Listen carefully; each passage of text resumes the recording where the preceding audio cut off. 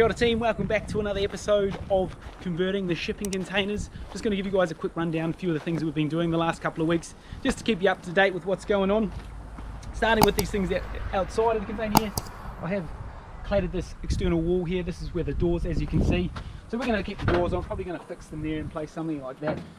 Give us a little bit of an alcove outside. And I've just used some of the offcuts that I had for the windows and also the big hole that we cut into the 20-footer as well, which has worked out well for cladding. This was going to be around $500 just for a couple of pieces of the cladding, which you'd cut out most of it anyway just for the window.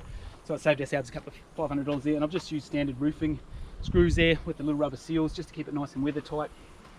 Ran BT silicon, and also you can see up the top there I've been running this little bit of aluminium sheeting around the whole, all the windows and the top of the doors, just to give them a bit of a temporary sort of flashing till I get the real flashings in place. So that's what I've been doing there. Let's a couple of test coats here that we've done with the paint, but let's cruise around the other side and I'll show you what else we've been doing with regards to the painting. Bear in mind it is a construction site, so there is a lot of stuff and tools and things everywhere. So don't, oh, there's stuff everywhere, which there is. Got a trailer here that I'm loading up with some rubbish. So we can see here, this is what my wife's been painting the last couple of days, just getting a nice coat on it. Coming over with this primer over the real rusty sort of patches. I hit it with the grinder back a bit, and then we get this nice sort of dark coat on it, which we will get some actual timber on there as well, just to break up the container so it doesn't look quite container-like. We have a quick look underneath here. We can see we're all plumbed in. We're actually going to go with the traditional toilet rather than the eco toilet that we originally were going to do. So that's all come in the last couple of days. And then we've got a little septic down over here as well, which just had put in recently as well. And we just started painting here, like I said, around the outside of the container. And there's our toilet we've got. We're all plumbed in for the toilet. Managed to score a free toilet from a friend that was just doing a renovation. So that was a nice little pickup there as well. Let's jump inside and have a quick look at what we've been doing inside.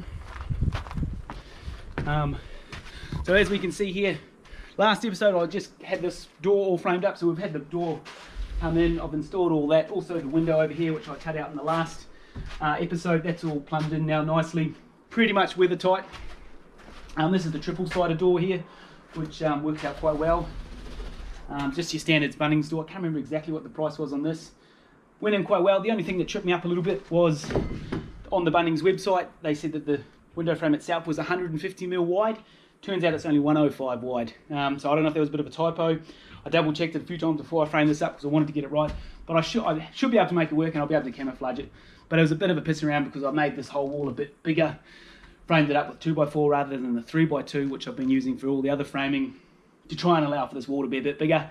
But anyway, that's just part of the joys of it.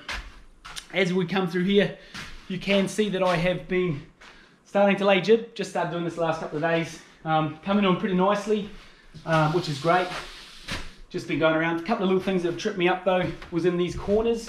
I hadn't allowed to run a line for attaching the jib on the far corner. So I've just been retrofitting in some spare offcuts of 3x2, just like this piece here. Just attaching them in the corners, just so I've got something to attach the jib to in the corner, so it's not just floating there, let's say. So that's one thing you've got to watch out for when you're laying your jib or plasterboard or wherever you're from, whatever, depending on what you call it. And I've just been using 25mm screws to attach to the battens here, these battens here, which is working quite well. It's holding it tight. I am pushing it in a fair bit because there is all that insulation, as you can see here. So it does put a bit of pressure on the jib, but it's enough to push it all in and keeps it all nice and snug. A little bit niggly when you're first putting it on, but I managed to get a bit of a system. And then I'm just using this construction adhesive as well in behind it all, and then tacking it in with those 25mm screws, which is working out quite well. And you can see I've done pretty much most of the 40-footer here. Let's carry on down through here into the bathroom. Actually, we'll have a quick look at the roof here. These are the roof panels we've started to put up with the shadow line. Looks pretty nice. Well, I think it looks pretty nice anyway. Then we'll get the downlights all plumbed in, and then we're going to be going with a nice sort of off-white for the walls against the timber roof. Should look pretty nice. We'll see how we go.